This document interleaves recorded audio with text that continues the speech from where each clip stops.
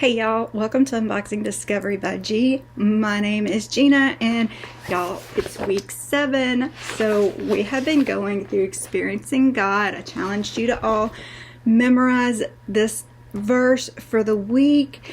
I hope y'all have been enjoying this little series I'm doing. If you want to try the Experiencing God course, I do have a link below where you can get it on Amazon. I really enjoyed it.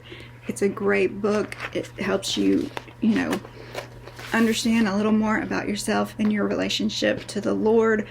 So we're going to read Hebrews 11:6 right now. It says, "Without faith, it is impossible to please God, since the one who draws near to him must believe that he exists and that he rewards those who seek him."